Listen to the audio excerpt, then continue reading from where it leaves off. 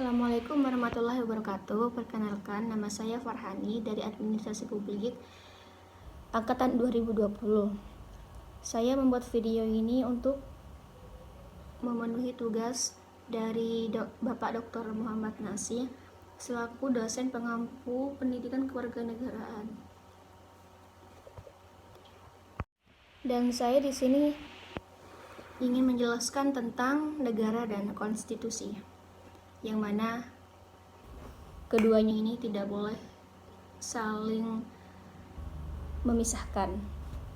Nah, negara ini banyak pendapat dari para ahli-ahli, tapi saya ingin menyimpulkan bahwa negara adalah asosiasi yang menyelenggarakan penertiban dalam tujuan berhasilnya negara yang baik dan maju.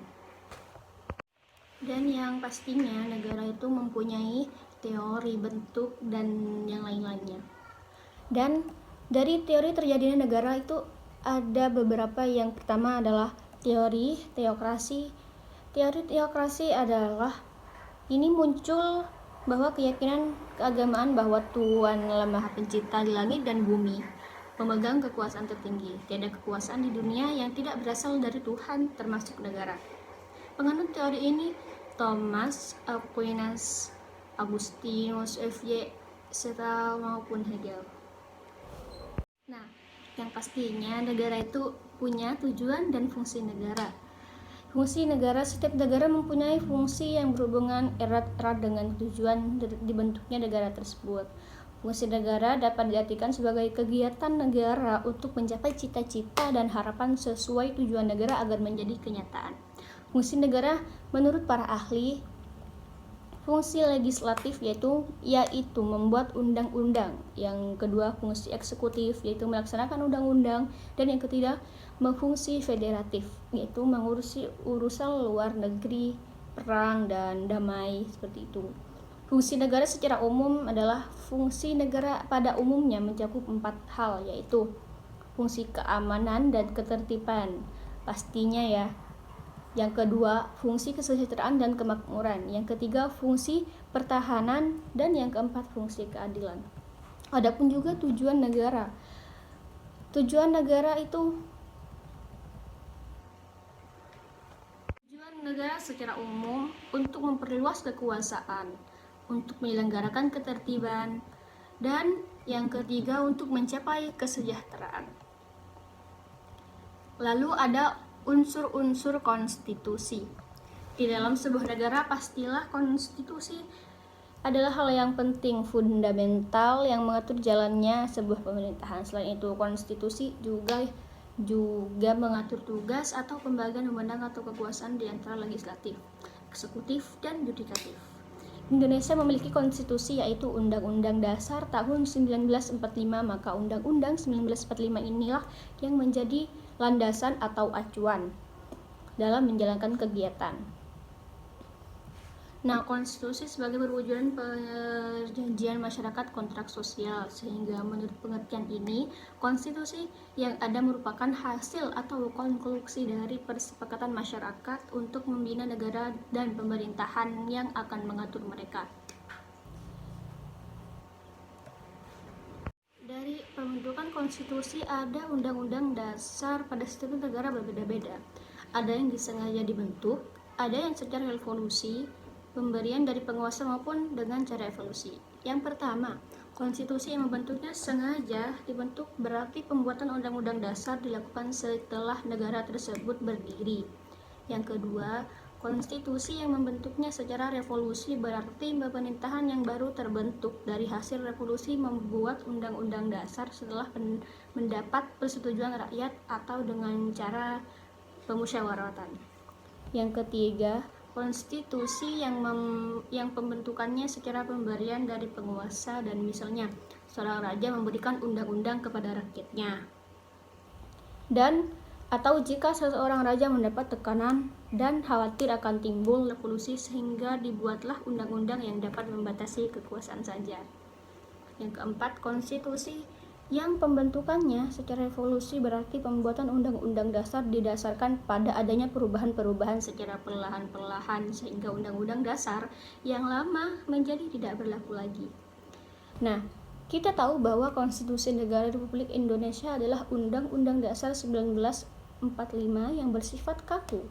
Hal ini dapat dipahami dari kenyataan Undang-Undang Dasar 1945 hanya dapat diubah oleh MPR, bukan oleh DPR, maupun Presiden sebagai badan pembuat undang-undang.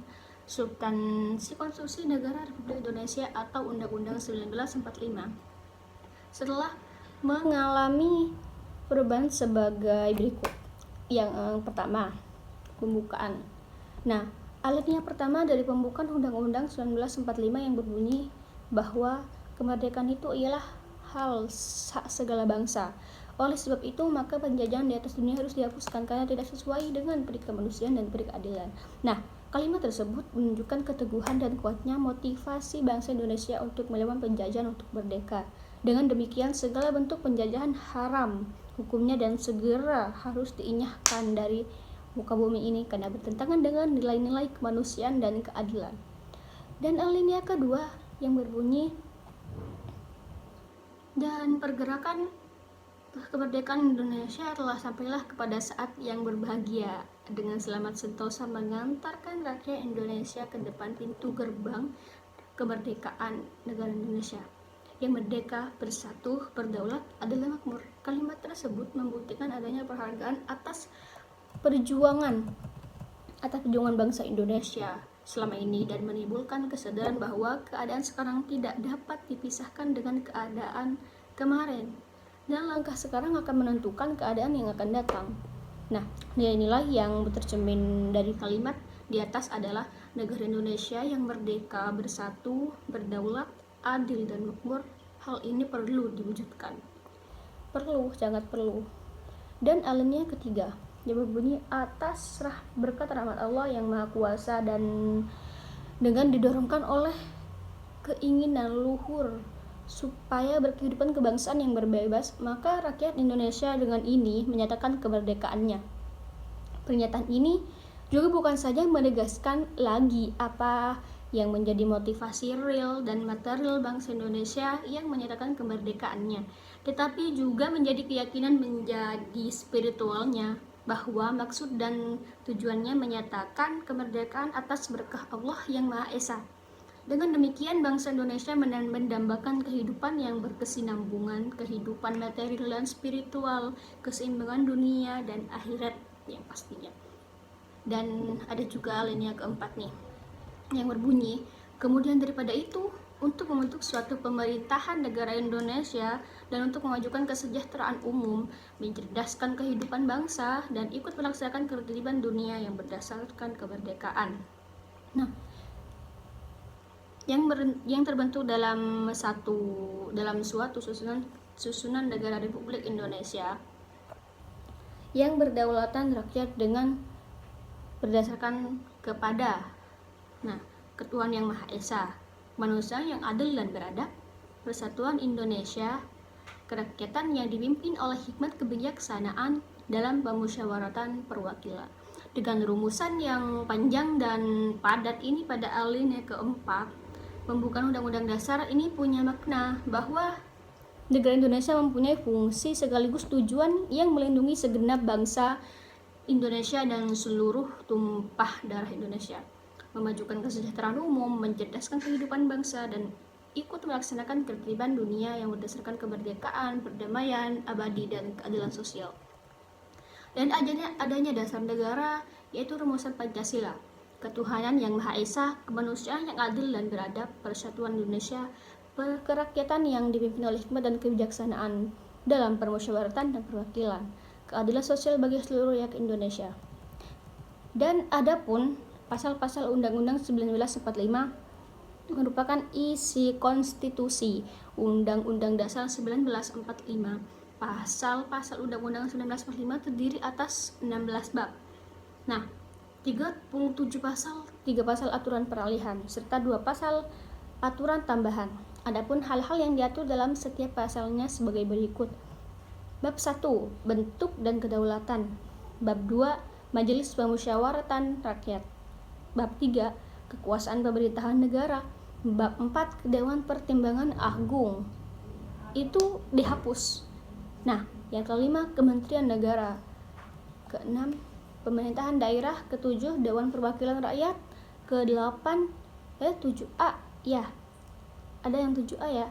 7A, Dewan Perwakilan Daerah. 7B, Pemilu.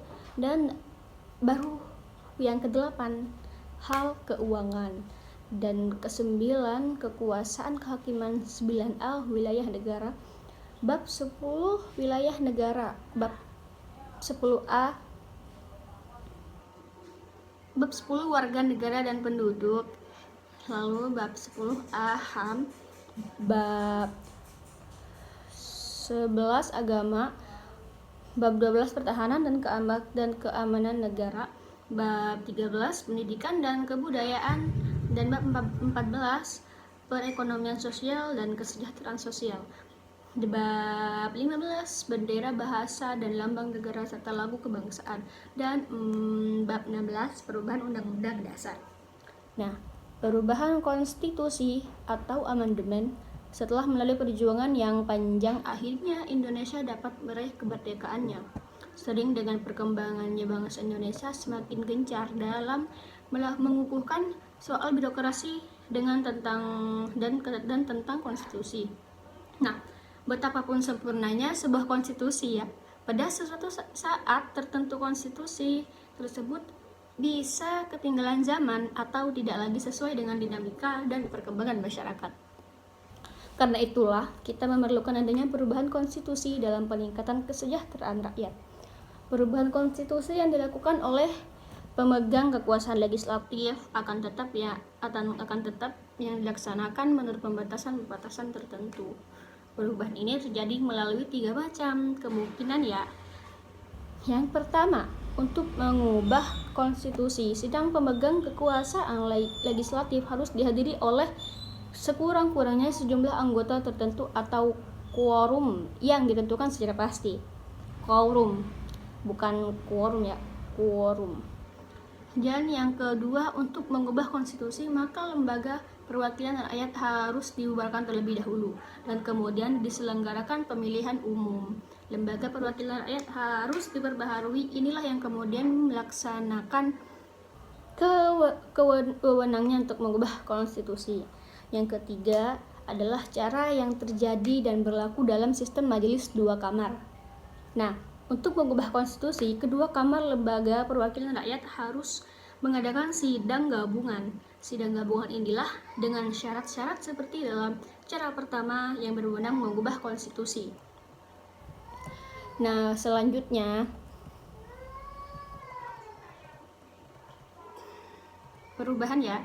Yang pertama, perubahan berdasar atas pasal 37 Undang-Undang Dasar 1945. Sebelumnya perubahan berdasarkan ketentuan pasal 37 di atas. Ada 3 norma hukum yang terdapat di dalamnya adalah pihak yang berwenang mengubah Undang-Undang Dasar 1945 ialah MPR. Dan untuk mengubah Undang-Undang 1945, sidang-sidang MPR harus dihadiri oleh sekurang-kurangnya 2/3 dari seluruh anggotanya atau quorum. Dan keputusan tentang perubahan Undang-Undang Dasar 1945 sah apabila disetujui oleh sekurang-kurangnya 2/3 dari anggota MPR yang hadir memenuhi quorum. Norma di atas butir 2 dan 3 itu yang dimaksud dengan prosedur. Jikalau dilihat dari sisi persyaratan quorum, sidang harus dihadiri oleh 2/3 dari seluruh jumlah anggota majelis. Maka cara perubahan demikian dapat dikatakan tergolong sulit atau rigid karena kurang dari 1 anggota saja yang tidak hadir, quorum dinyatakan tidak sah. Yang kedua, perubahan berdasarkan atas pasal 37 Undang-Undang Dasar 1945 setelah 4 kali perubahan. Nah, perubahan berdasarkan pasal 37 Undang-Undang Dasar 1945 setelah perubahan yaitu ketentuan pasal 37 ayat 1 Undang-Undang 1945 setelah perubahan menjelaskan bahwa usul perubahan pasal-pasal Undang-Undang Dasar dapat diagendakan dalam sidang MPR apabila apabila diajukan oleh sekurang-kurangnya sepertiga dari jumlah anggota MPR. Nah, selanjutnya pasal 37 ayat 2, setiap usul perubahan pasal-pasal Undang-Undang Dasar diajukan secara tertulis dan ditujukan dengan jelas bagian yang diusulkan untuk diubah beserta alasannya. Yang ketiga, pasal 37 ayat 3, untuk mengubah pasal-pasal Undang-Undang Dasar, sidang MPR dihadiri sekurang-kurangnya 2/3 dari jumlah anggota MPR. Dan selanjutnya pasal 37 ayat 4, nah, putusan untuk mengubah pasal-pasal Undang-Undang Dasar dilakukan dengan persetujuan 50% ditambah 1 anggota dari seluruh anggota MPR. Dan selanjutnya pasal 37 ayat 5, khusus mengenai bentuk negara kesatuan Republik Indonesia tidak dapat dilakukan perubahan. Nah, berdasarkan ketentuan pasal 37 Undang-Undang 1945, setelah perubahan, MPR bukan lagi sebagai lembaga tertinggi negara, tetapi sebagai joint session yang terdiri atas DPR dan DPD yang dipilih melalui pemilihan umum. Untuk mencapai quorum berdasarkan atas pasal 37 Undang-Undang 1945 setelah perubahan dihitung berdasarkan jumlah seluruh anggota MPR, yakni 50% ditambah 1 dari seluruh anggota MPR. Nah, terdapat beberapa pernyataan yang mendukung arus pemikiran tersebut, yakni bahwa Undang-Undang 1945 mengandung rumusan pasal yang menimbulkan penafsiran ganda. Nah, terus yang kedua, bahwa Undang-Undang Dasar 1945 membawa sifat eksekutif haifi. Nah, terus selanjutnya adapun juga tentang perubahan dan prosedur perubahannya.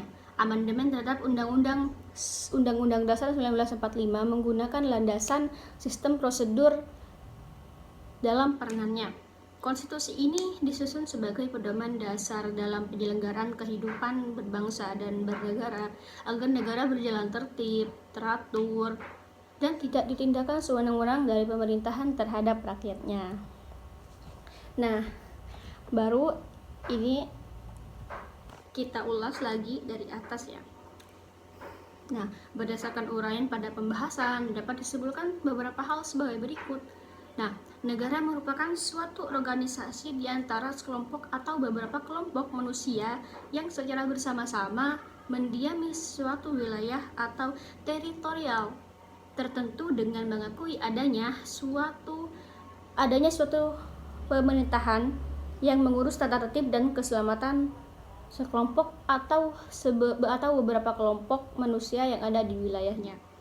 Dan konstitusi diartikan sebagai peraturan yang mengatur suatu negara, baik yang tertulis maupun tidak tertulis. Konstitusi memuat aturan-aturan pokok fundamental yang menopang berdirinya suatu negara. Nah, antara negara dan konstitusi ini mempunyai hubungan yang sangat erat.